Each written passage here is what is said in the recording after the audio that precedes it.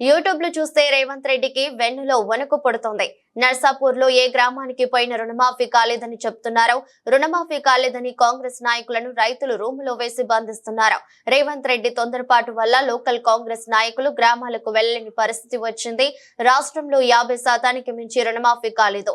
41 లక్షల మందికి రుణమాఫీ అవ్వాల్సి ఉంటే 21 లక్షల మందికి రుణమాఫీ కాలేదు.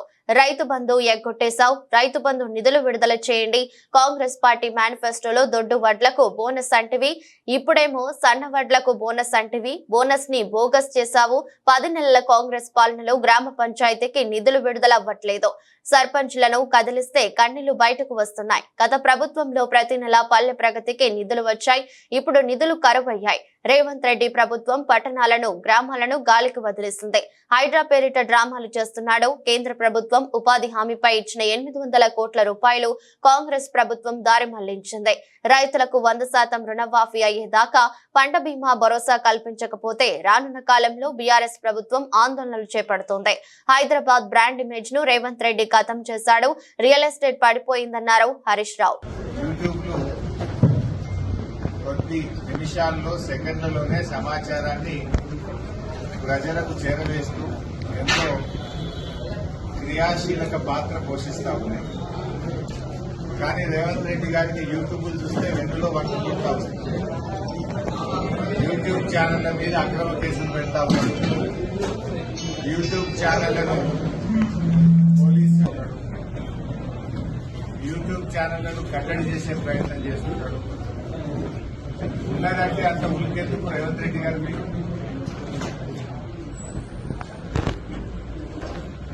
నువ్వు గతంలో ఏం మాట్లాడినావు, ఇవాళ నువ్వేం చేస్తున్నావో కళ్లకు కనబడ్డట్టు కళ్లకు కట్టినట్టు ప్రజల ముందు పెడతా ఉన్నారు.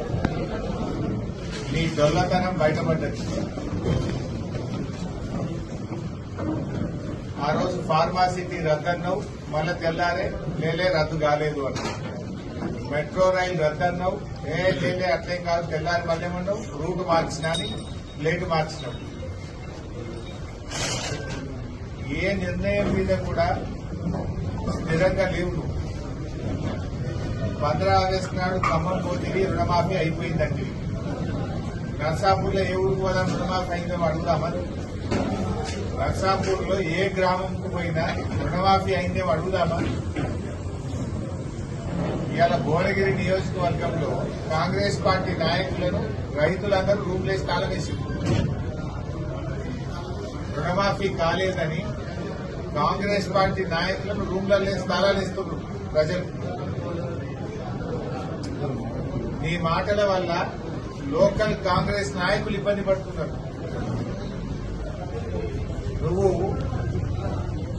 15 ఆగస్టులోగా రుణమాఫీ పూర్తి చేసి తీరుతా అని చెప్తివి. 15 ఆగస్టులో రుణమాఫీ కాకపోయాయి. ఏమైంది?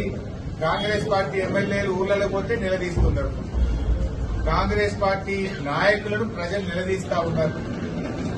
నీ వల్ల లోకల్ గల్లీ నాయకులంతా కూడా ఇబ్బంది పడే పరిస్థితి వచ్చింది.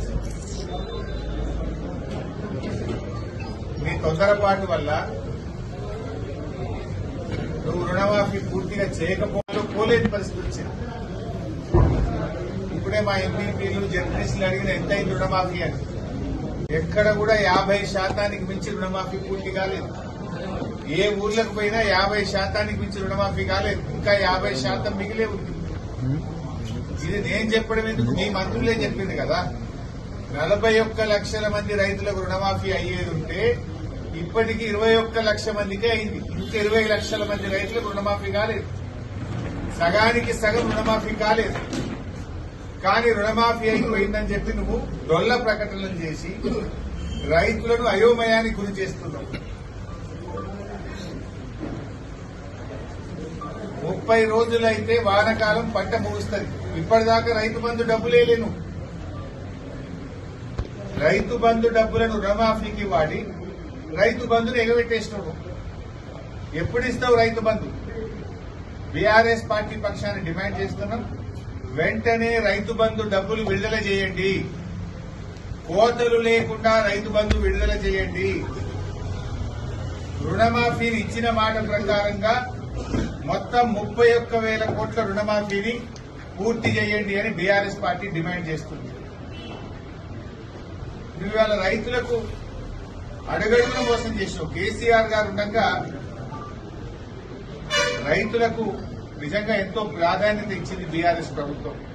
24 గంటల ఉచిత కరెంట్ ఇచ్చింది కేసీఆర్ ప్రభుత్వం. 72,000 కోట్ల రైతు బంధు ఇచ్చింది కేసీఆర్ ప్రభుత్వం. రైతులకు నీటి తీరువతో పాటు పాత బకాయిలు రద్దు చేసింది కేసీఆర్ ప్రభుత్వం. అంటే ప్రాజెక్టుల కింద ₹1 తీసుకోకుండా ఉచితంగా నీళ్లు ఇచ్చింది కేసీఆర్ ప్రభుత్వం. పాత బకాయిలు కూడా రద్దు చేసినాం. రైతులకు 2 సార్లు రుణమాఫీ చేసింది బీఆర్ఎస్ ప్రభుత్వం. చెరువుల పునరుద్దరణ చేసింది బీఆర్ఎస్ ప్రభుత్వం. పెద్ద ఎత్తున చెక్ డ్యాములు కట్టింది బీఆర్ఎస్ ప్రభుత్వం. స్ప్రింక్లర్లు, డ్రిప్, ట్రాక్టర్లు ఇచ్చింది బీఆర్ఎస్ ప్రభుత్వం. రైతుల పంట మొత్తం కూడా కొనుగోలు చేసింది బీఆర్ఎస్ ప్రభుత్వం. రైతులకు బీమా దేశంలో ఎక్కడ లేని విధంగా ఉచిత 5 లక్షల బీమా తెచ్చింది బీఆర్ఎస్ ప్రభుత్వం. నువ్వు ఏం చేసినావు? నువ్వు అన్ని పంటలకు బోనస్ అన్నావు, బోనస్ కాస్త బోగస్ అయిపోయింది. రుణమాఫీ పేరిట రైతులను దగా చేసినావు. రైతు బంధు పేరిట 7,500 ఇస్తాను, ఇప్పటికీ నీ రైతు భరోసా దిక్కే లేదు. పంటల బీమా అన్నావు, దాన్ని అట్కే